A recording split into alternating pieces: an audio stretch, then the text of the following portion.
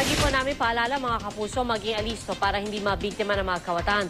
Sa Pasig City, isang mag-asawang senior citizen ang nasa lisihan ng bag sa isang kainan. At ang modus ng mga suspect ay tila praktisado. Balita hatid ni Emil Sumangil. Makikitang nagkagulo sa CCTV video na ito na kuha sa labas ng isang sangay ng fast food chain sa Pasig. Makaraang mambiktima ang may 6 na miyembro ng salisigang. Hindi gumagana ang security camera sa loob ng restaurant pero batay sa complaint sa pulisya ng mag-asawang biktima na kapwa senior citizen na.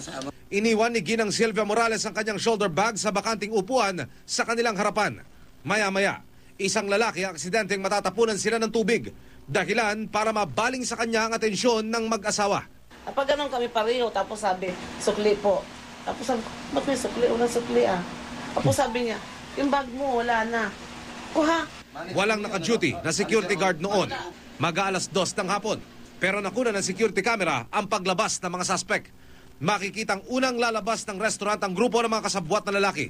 Hindi agad isinara ang pintuan at pinalabas ang babaeng bitbit ang shoulder bag ng biktima. Huling lumabas ang lalaking ito na kinilala ng mga biktima na siyang nagtapon ng tubig at nag-abot ng 20 pesos sa kanila.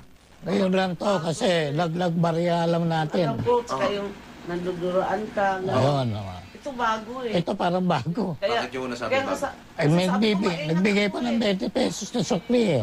At saka yung tubig, kontrolado. Hindi ka magagalit.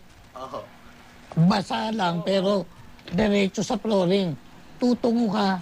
Tinangka ni Ginoong Reynaldo na habulin ang may bitbit ng shoulder bag ng kanyang asawa. Pero isa pang babae na iniinalang kasabwat din ng grupo ang umeksena.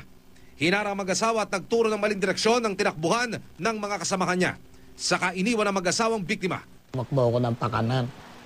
Yung pala, yung babae na may dala ng bag, hindi ko na puna. Yung pala, pababa. Nawala na ng respeto eh. Parang ganon. Kahit na sino pwede maging biktima ng ganong style. Emil Sumangil, GMA News.